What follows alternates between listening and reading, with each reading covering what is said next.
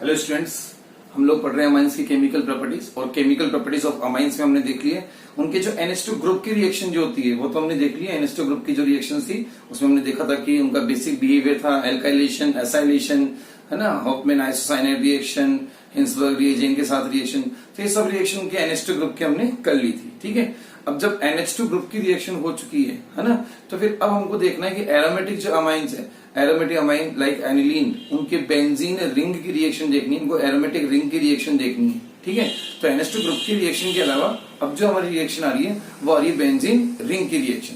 ठीक है, तो ये देखते हैं बेंजीन रिंग की रिएक्शन। और हमको ये भी पता है, हमने 11th क्लास में पढ़ रखा है कि बेंजीन रिंग की रिएक्शन जो होती है, ठीक है, बेंजीन रिंग की जो रिएक्शन होती है वो इलेक्ट्रोफिलिक सब्स्टिट्यूशन टाइप की रिएक्शन होती है। यानी बेंजीन रिंग की जो कैरेक्टरिस्टिक रिएक्शन है वो इलेक्ट्रोफिलिक सब्स्टिट्यूशन रिएक्शंस होती है। ठीक है, तो देखते हैं reactions of benzene ring of aromatic amines. ठीक है, तो क्या है रिएक्शंस इलेक्ट्रोफिलिक सब्स्टिट्यूशन, है ना। अगर हेडिंग की बात करें तो क्या हेडिंग बनेगी हमारी, इलेक्ट्रोफिलिक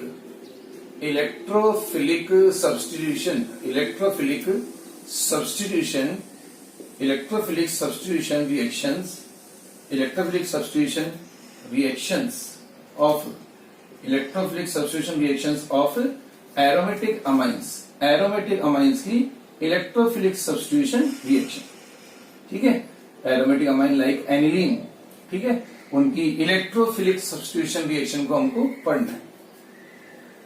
ये बात समझ में, इलेक्ट्रोफिलिक सब्स्टिट्यूशन यानी कि SER या ESR रिएक्शन, है ना, ESR और SER। ठीक है, ये रिएक्शन हमको पढ़नी है। ठीक है, तो हमको पता है कि बेंजीन रिंग की जो रिएक्शन होती है, बेंजीन रिंग की जो रिएक्शन होती है, एनिलीन की जो बेंजीन रिंग है या कोई भी बेंजीन रिंग की रिएक्शन है, वो बेंजीन रिंग की रिएक्शन होती है इलेक्ट्रोफिलिक सब्स्टिट्यूशन रिएक्शन। ठीक है, थोड़ा सा अपन इसके बारे में भी देखते हैं कि ऐसा क्यों है, क्यों बेंजीन रिंग की रिएक्शन इलेक्ट्रोफिलिक सब्स्टिट्यूशन टाइप की होती है, वो अपन थोड़ा सा देखते हैं। देखो क्या है कि अगर बेंजीन रिंग हमने ली है, ठीक है, हमने ली बेंजीन रिंग, ठीक है, ये लो। अब हमको पता है क्या कि अब अगर इसमें दोनों ही, है ना, हम ये देख रहे हैं कि सब्स्टिट्यूशन ही क्यों, एडिशन क्यों नहीं, तो हम एक बार एडिशन भी करा के देख लेते हैं, एक बार सब्स्टिट्यूशन भी करा के देख लेते हैं, देखते हैं किसमें मोर स्टेबल प्रोडक्ट आता है। ठीक है, तो जैसे अब अगर हमने एक बार क्या करवाया, है ना, XY करके कोई रिएजेंट लिए XY, ठीक है, तो एक बार तो कराते हैं इसका क्या, एक बार कराते हैं इसमें एडिशन और एक बार करवाते हैं इसमें क्या, सब्स्टिट्यूशन भी करवाते हैं, एडिशन भी करवाते हैं, सब्स्टिट्यूशन भी करवाते हैं। ठीक है, अब अगर मान लीजिए हमने एडिशन करवाया, ठीक है, एडिशन, तो हमको पता है कि एडिशन में क्या होता है, एक पाई बॉन्ड ब्रेक होता है, पाई बॉन्ड की ब्रेकिंग होती है और दो वैलेंसी बन जाती है, पाई बॉन्ड की ब्रेकिंग होगी, दो वैलेंसी बन जाएगी, एक पे X और एक पे Y अटैच हो जाएगा। ठीक है, तो अगर अपन देखें तो अब इस तरह से ये बेंजीन रिंग में दो ही पाई बॉन्ड रहेंगे और एक पाई बॉन्ड की जगह पे क्या X और Y का एडिशन हो चुका होगा, तो ये तो हुआ एडिशन। ठीक है, अब एडिशन में अगर रेजोनेंस की बात करें तो अब इसमें रेजोनेंस चलेगा कितना, ये यहां तो ये यहां, ऐसे इसका रिवर्स हो जाएगा।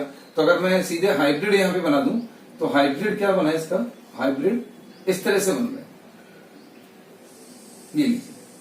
तो अब हम देख सकते हैं कि इसके हाइब्रिड में रिंग जो थी, एरोमेटिक जो रिंग थी, बेंजीन रिंग जो थी वो इनकम्प्लीट हो गई है। कैसे हो गई है, इनकम्प्लीट। ठीक है, तो ये जो प्रोडक्ट आया है वो कैसा है, इनकम्प्लीट बेंजीन रिंग के साथ है, इनकम्प्लीट बेंजीन रिंग और इनकम्प्लीट बेंजीन रिंग, एक तो ये बात होगी। ठीक है, अब अगर इसमें सब्स्टिट्यूशन करा रहे होते हम, अगर इसमें हम सब्स्टिट्यूशन करवा रहे होते, ठीक है, तो सब्स्टिट्यूशन में क्या होता कि जैसे मान लीजिए यहाँ ये H है ना, बेंजीन के हर कार्बन पे H है, तो अब सब्स्टिट्यूशन में क्या होगा, इस H के जगह पे क्या आ जाएगा, X या Y में से कोई एक आ जाएगा। तो मान लीजिए कि H की जगह पे X आ गया। ठीक है, तो अब क्या हो गया, अब प्रोडक्ट ये सब्स्टिट्यूशन का प्रोडक्ट क्या बन रहा है, सब्स्टिट्यूशन का प्रोडक्ट ये बन रहा है। ठीक है, और जो H है वो Y के साथ चला जाएगा, तो अपन यहां लिख देते माइनस HY। ठीक है, अब अगर इसमें देखें तो इसमें रिंग क्या आ रही है, इसमें रिंग कंप्लीट है, इसमें रिंग कंप्लीट है ना। तो अब यहां देख सकते हैं कि यहाँ रिंग अभी भी कंप्लीट है सब्स्टिट्यूशन वाले प्रोडक्ट में, ये सब्स्टिट्यूशन का प्रोडक्ट है, एडिशन का प्रोडक्ट है ना, ये एडिशन का प्रोडक्ट है, उसमें हम देख सकते हैं कि रिंग कैसी हो गई है, इनकम्प्लीट। ये सब्स्टिट्यूशन का प्रोडक्ट है, इसकी रिंग कैसी है, कंप्लीट, कंप्लीट बेंजीन रिंग। ठीक है, कंप्लीट बेंजीन रिंग के साथ ये है कंप्लीट बेंजीन रिंग। ठीक है, अब हमको देखना है कि दोनों में से मोर स्टेबल कौन है। तो हमको पता है कि एरोमेटिक कंपाउंड में रिंग की इंपॉर्टेंस बहुत ज्यादा है, क्योंकि रिंग से यानी कि जो कंप्लीट रिंग से जो रेजोनेंस आएगा वो ज्यादा इसको स्टेबलाइज करेगा as compared to incomplete ring. ठीक है, तो फिर कंप्लीट बेंजीन रिंग वाला जो प्रोडक्ट है वो होगा क्या, मोर स्टेबल। ठीक है, ये मोर स्टेबल है। इनकम्प्लीट वाला जो है वो आएगा कैसा, लेस स्टेबल। ये कैसा आता है, लेस स्टेबल आता है। आ रही बात समझ में। इसलिए फिर सब्स्टिट्यूशन प्रोडक्ट जो है वो मोर स्टेबल होगा, एडिशन क्या है, लेस स्टेबल है।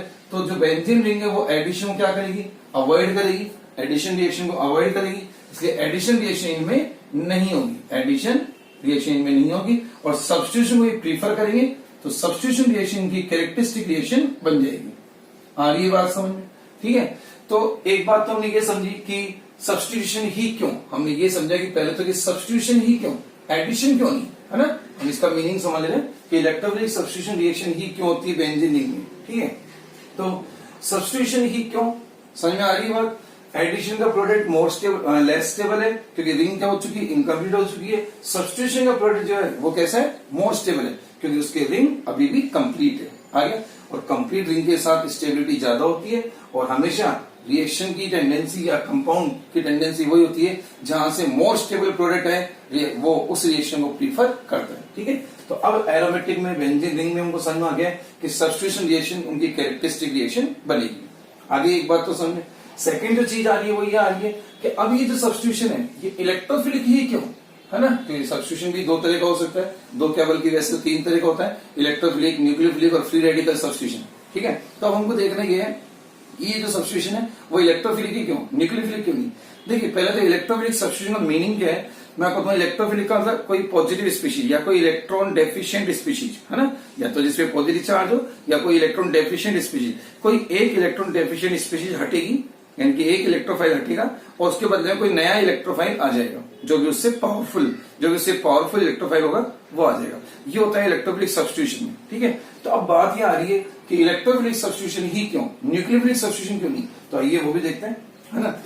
अब बात ये कि अगर किसी बेंजीन रिंग पर, है ना, दोनों की अपन पॉसिबिलिटी देखें, है ना। अगर मान लीजिए न्यूक्लियोफाइल आ रहा है अगर सब्स्टिट्यूशन कराने के लिए तो क्या होगा, इलेक्ट्रोफाइल आता है तो क्या होगा। मान लीजिए ये एच है, ठीक है। अब यहां से मान लीजिए न्यूक्लियोफाइल, अगर आप न्यूक्लियोफाइल को भेज रहे हो अटैक करने के लिए, है ना, न्यूक्लियोफाइल अगर आ रहा है सब्स्टिट्यूशन कराने के लिए तो क्या होगा, बेंजीन रिंग का जो पाई क्लाउड है, बेंजीन रिंग का मैं इसको रिंग के फॉर्म में बना दूं, है ना।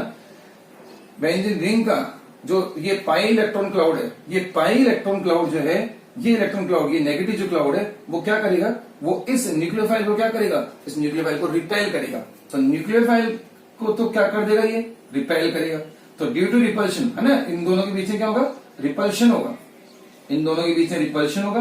बेंजीन रिंग का जो पाई क्लाउड है ना, ये पाई क्लाउड, पाई इलेक्ट्रॉन क्लाउड और न्यूक्लियोफाइल, नेगेटिव न्यूक्लियोफाइल यानी इलेक्ट्रॉन रिच स्पीशीज, दोनों के बीच में क्या होगा, रिपल्शन होगा। तो न्यूक्लियोफाइल को तो ये रिपेल करेगा।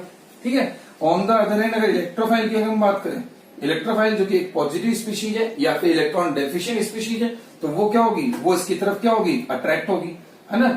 इनमें क्या बनेगा, अट्रैक्शन बनेगा। आ रही बात समझ। तो इलेक्ट्रोफाइल को ये अट्रैक्ट करेंगे, न्यूक्लियोफाइल को रिपेल करेंगे, इसलिए फिर अटैक करने वाला कौन आएगा, इलेक्ट्रोफाइल आएगा। और फिर एक इलेक्ट्रोफाइल आएगा तो दूसरा इलेक्ट्रोफाइल यहां से चला जाएगा। आगे बात समझे। तो ये तो बात हुई कि बेंजीन रिंग की जो रिएक्शन है वो इलेक्ट्रोफिलिक सब्स्टिट्यूशन रिएक्शन क्यों होती है, ये तो अभी अपन ने इतना ये समझा। आगे बात समझ में, है ना। तो ये जो इसका मीनिंग समझा हमने ESR या SER का, कि सब्स्टिट्यूशन इलेक्ट्रोफिलिक रिएक्शन क्यों हो रही है ना। तो हमने दोनों बातें की, सब्स्टिट्यूशन ही क्यों, एडिशन क्यों नहीं। तो हमने देख लिया कि एडिशन रिएक्शन का प्रोडक्ट अनस्टेबल है, लेस स्टेबल है, और सब्स्टिट्यूशन का मोर स्टेबल है, इसलिए रिएक्शन सब्स्टिट्यूशन को प्रीफर करेगी, है ना। सेकंड थिंग हमने देखी कि क्या, कि इधर से मतलब न्यूक्लियोफिलिक सब्स्टिट्यूशन क्यों नहीं, इलेक्ट्रोफिलिक ही क्यों। तो हमने देखा न्यूक्लियोफाइल को रिपेल करेगा और इलेक्ट्रोफाइल को क्या करेगा, अट्रैक्ट करेगा, इसलिए इलेक्ट्रोफिलिक सब्स्टिट्यूशन रिएक्शन ही इनमें होती है। ये तो बात होगी कि बेंजीन रिंग में जो रिएक्शन हो रही है वो इलेक्ट्रोफिलिक सब्स्टिट्यूशन रिएक्शन ही क्यों हो रही है। आगे इतनी बात समझ में, है ना।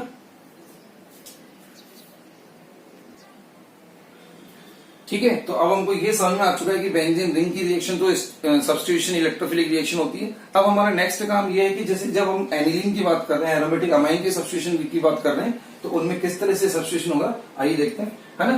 तो इलेक्ट्रोफिलिक सब्स्टिट्यूशन का मतलब समझ में आ गया है हमको कि एक इलेक्ट्रोफाइल हटेगा और उसके बदले में कोई दूसरा इलेक्ट्रोफाइल आ जाएगा। ठीक है, एक इलेक्ट्रॉन डेफिशिएंट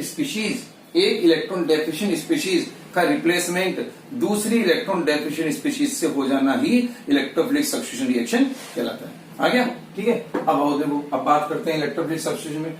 अब अगर बात करें कि, है ना, बेंजीन रिंग में, अब बेंजीन रिंग की बात करें, केवल एक ऑर्डिनरी बेंजीन रिंग ले रहे हैं, सिंपल एक बेंजीन रिंग अगर ले रहे हैं, तो उसमें अगर ये इलेक्ट्रोफिलिक सब्स्टिट्यूशन करवाएं,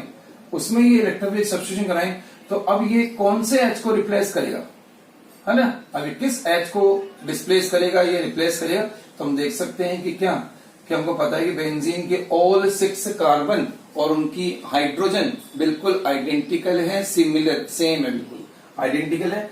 आप किसी भी एक एच को रिप्लेस कर सकते हो, चाहे आप इसको करो, चाहे आप इस वाले को करो, है ना, चाहे इसको हटाएं, किसी भी एक एच के बदले में बात एक ही होगी, किसी भी एक एच के बदले में ये इलेक्ट्रोफाइल आ जाएगा। होना यही है कि ये कोई इलेक्ट्रोफाइल आ रहा है E+, ये आएगा और जो यहां से H जो जाएगा वो क्या बन के जाएगा, वो H+ के फॉर्म में जाएगा। ये है इलेक्ट्रोफिलिक सब्स्टिट्यूशन। एक इलेक्ट्रोफाइल आ रहा है और दूसरा इलेक्ट्रोफाइल यहां से जा रहा है ना। तो अब बेंजीन रिंग में तो सारे H क्या है, आइडेंटिकल है, सारी 6 के H ही क्या है, आइडेंटिकल है। तो किसी भी H को हटाओ कोई फर्क नहीं पड़ेगा, एक ही बात होगी, इसलिए कहीं भी लगाओ प्रोडक्ट एक ही आएगा, है ना। आप चाहे कहीं भी लगा लो, यहां लगाओ, यहां लगाओ, यहां लगाओ, किसी भी कार्बन पे लगा लो, एक ही बात है, ओनली सिंगल प्रोडक्ट आता है। ये तो बात हुई सिंपल बेंजीन की। अब लेकिन अगर सब्स्टिट्यूटेड बेंजीन है ना, सब्स्टिट्यूटेड बेंजीन का मतलब ये लो, जैसे कि मान लीजिए इसके ऊपर कोई Z ग्रुप लगा हुआ है ना।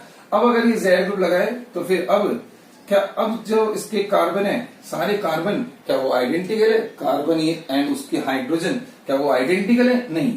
अब वो Z ग्रुप के रेस्पेक्ट में डिफरेंशिएट हो चुके हैं, क्या हो चुके हैं, Z ग्रुप के रेस्पेक्ट में वो डिफरेंशिएट हो चुके हैं। कैसे डिफरेंशिएट हो चुके हैं, Z के रेस्पेक्ट में ये वाली हाइड्रोजन ऑर्थो पोजीशन की हाइड्रोजन है, क्या है, ऑर्थो पोजीशन की है, ये मेटा की है, ये पैरा की है।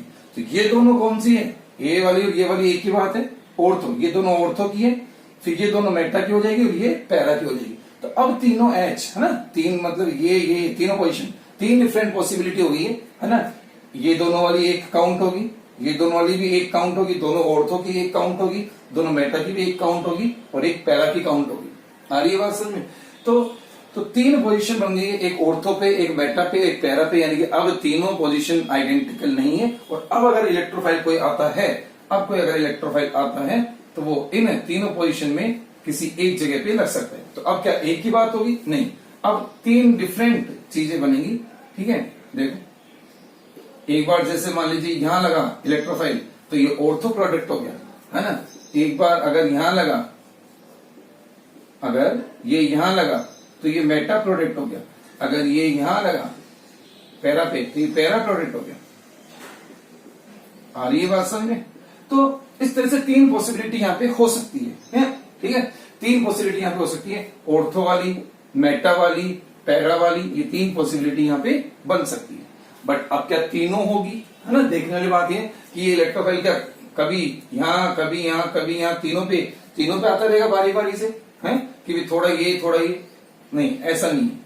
अब ये इलेक्ट्रोफाइल कहां अटैच होगा, ऑर्थो पे कि मेटा पे कि पैरा पे, ये सब कौन डिसाइड करेगा, यानी ये किससे होगा, ये डिसाइड करता है यहां लगा हुआ Z ग्रुप। कौन डिसाइड करेगा, जो Z ग्रुप है वो डिसाइड करता है। ठीक है, Z ग्रुप की बेसिस पे ही जो इलेक्ट्रोफाइल है वो ऐड होगा, इसी के अकॉर्डिंग ये ऐड होगा कि ये ग्रुप डिसाइड करेगा कि आने वाले इलेक्ट्रोफाइल को ऑर्थो पे, पैरा पे या मेटा पे कहां लगना है।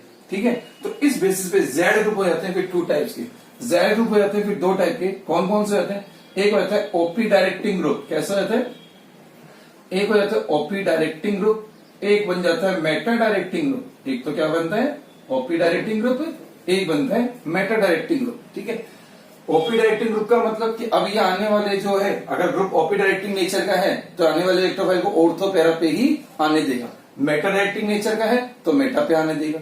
ठीक है, तो ये हो जाता है अगर कोई सब्स्टिट्यूटेड बेंजीन होती है तो। अब हमको समझना ये है कि जो हम अमाइंस की बात कर रहे हैं, एनिलीन की हम बात कर रहे हैं ना, एरोमेटिक अमाइन में अपन एनिलीन का एग्जांपल ले रहे हैं, तो एनिलीन का जो NH2 ग्रुप है, एनिलीन का जो यहाँ पे Z जो है वो कौन है अब हमारा NH2।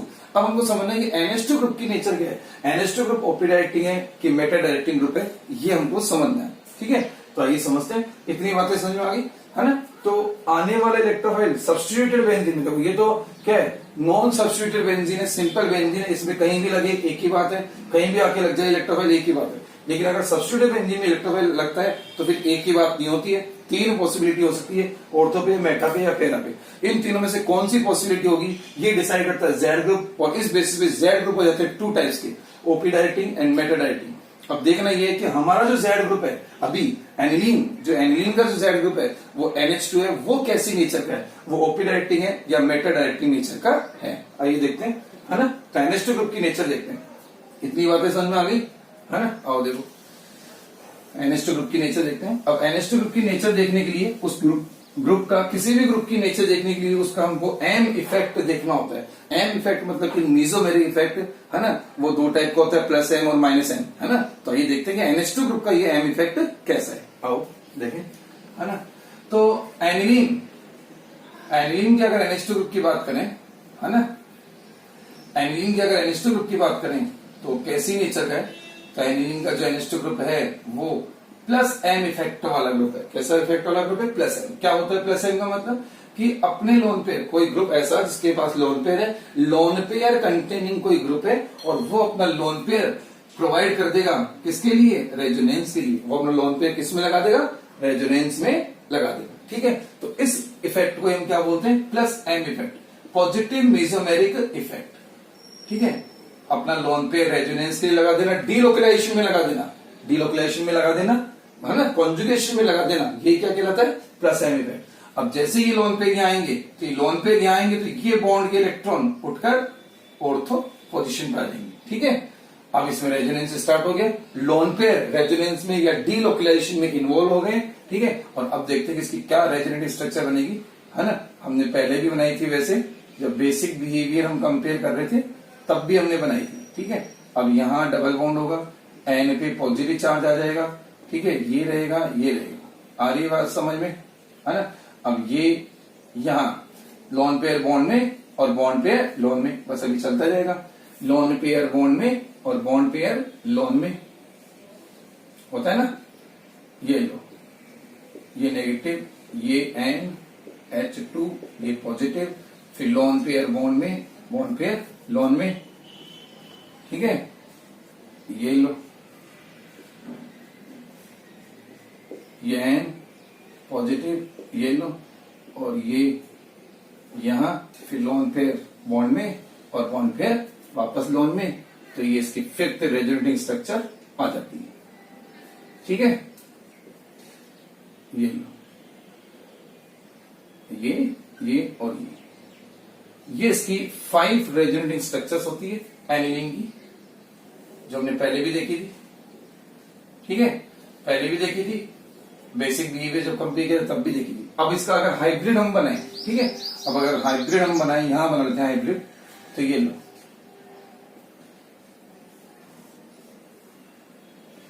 ये रहा NH2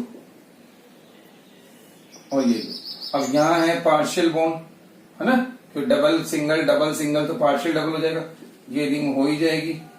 चार्ज भी वही पॉजिटिव चार्ज, कभी आ रहा है कभी नहीं आ रहा है, कभी आ रहा है कभी जा रहा है, तो पार्शियल पॉजिटिव। यहां भी क्या, ऑर्थो पोजीशन पे क्या, पार्शियल नेगेटिव। ठीक है, ये चीज आ चुकी है। तो ये इसकी 5 रेजोनेटिंग स्ट्रक्चर है और ये इसका रेजोनेंस हाइब्रिड है।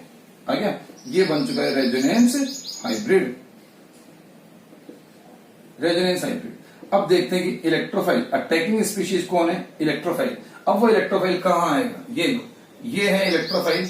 ठीक है, अब इलेक्ट्रोफाइल यानी कि इलेक्ट्रॉन डेफिशिएंट स्पीशीज, एक पॉजिटिवली चार्ज स्पीशीज, है ना, वो कहां आएगी, वो वहीं आएगी जहां उसको ज्यादा से ज्यादा इलेक्ट्रॉन क्लाउड यानी इलेक्ट्रॉन डेंसिटी मिलेगी। अब हमको दिख रहा है कि इलेक्ट्रॉन डेंसिटी कहां ज्यादा है, ऑर्थो और पैरा पोजीशन पे। ऑर्थो और पैरा पोजीशन पे इलेक्ट्रॉन डेंसिटी मेटा पोजीशन के कंपैरिजन में क्या आ रही है, ज्यादा आ रही है। ठीक है, तो कहां जाएगा, ये ऑर्थो पैरा पे जाएगा, मेटा पे नहीं जाएगा।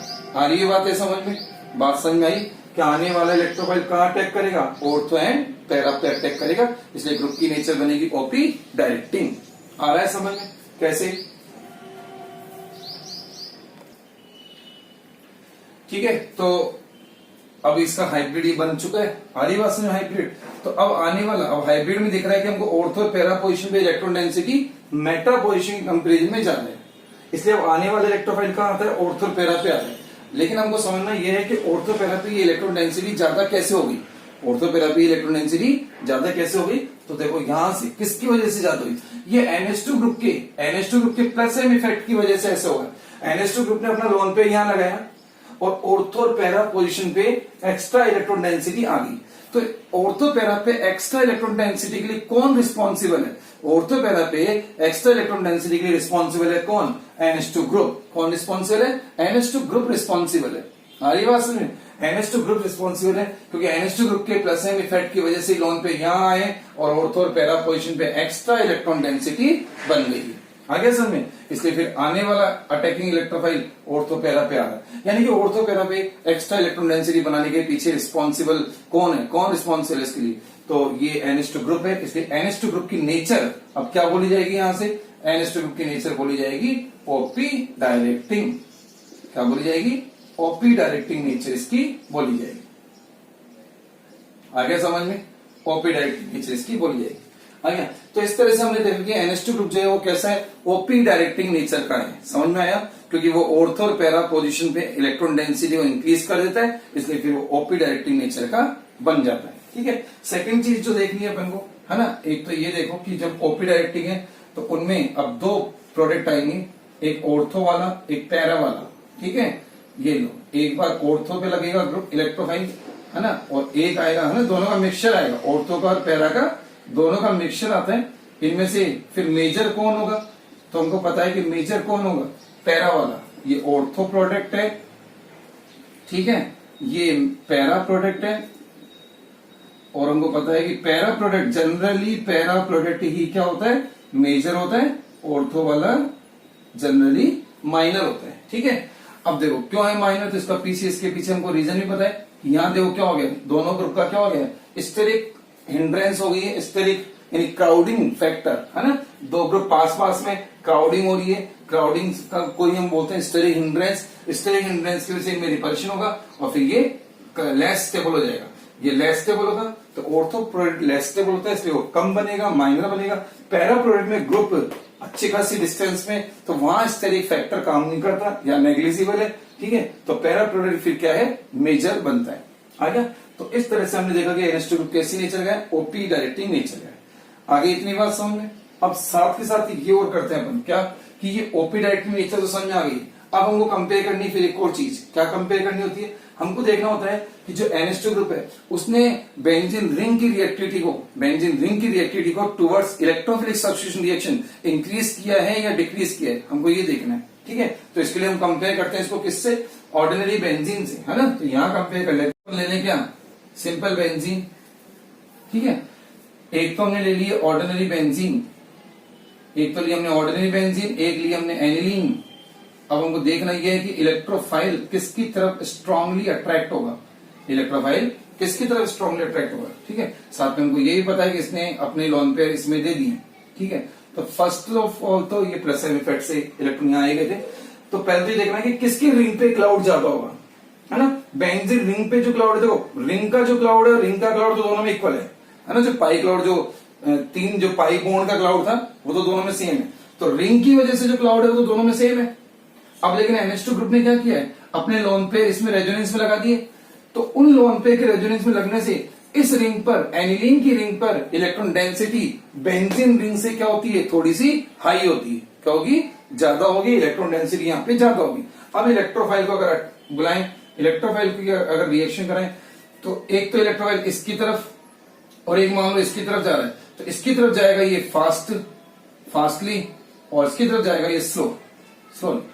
नहीं आया समझ में, इसकी तरफ फास्ट क्यों जा रहा है, क्योंकि यहाँ इलेक्ट्रॉन डेंसिटी ग्रेटर है, यहाँ इलेक्ट्रॉन डेंसिटी कम है। ग्रेटर क्यों हुई, क्योंकि रिंग की तो दोनों की बराबर थी, इसमें NH2 ग्रुप के लोन पेयर भी उतर के आगे, तो उन्होंने भी यहाँ पे इलेक्ट्रॉन डेंसिटी को क्या कर दिया, इंक्रीज कर दिया। और हमको पता है कि एक इलेक्ट्रोफाइल को, एक इलेक्ट्रॉन डेफिशिएंट स्पीशीज को क्या चाहिए, ज्यादा से ज्यादा नेगेटिव चार्ज चाहिए, ज्यादा से ज्यादा इलेक्ट्रॉन क्लाउड चाहिए, तो ये उसकी तरफ ज्यादा स्ट्रांगली फास्टली अट्रैक्ट होगा, इसकी तरफ वीकली अट्रैक्ट होगा। इस तरह से हमने देखा कि एनिलीन के NH2 ग्रुप के आ जाने से, है ना, बेंजीन पे NH2 ग्रुप के लग जाने से रिएक्टिविटी टुवर्ड्स कौन सी, SER रिएक्शन, SER रिएक्शन में रिएक्टिविटी क्या हो गई है, इंक्रीज हो गई है। यानी NH2 ग्रुप रिएक्टिविटी को इंक्रीज करने वाला ग्रुप है, इसलिए बोला जाएगा कैसा ग्रुप, एक्टिवेटिंग ग्रुप। क्या बोला जाएगा इसको, एक्टिवेटिंग ग्रुप बोलेंगे, है ना, क्योंकि इसने रिएक्टिविटी को क्या कर दिया है, इंक्रीज कर दिया है। बेंजीन रिंग की रिएक्टिविटी को towards electrophilic substitution reaction increase कर दिया है, इसलिए ग्रुप की नेचर क्या बढ़ जाएगी, एक्टिवेटिंग ग्रुप। आ गया, ये एक्टिवेटिंग ग्रुप है।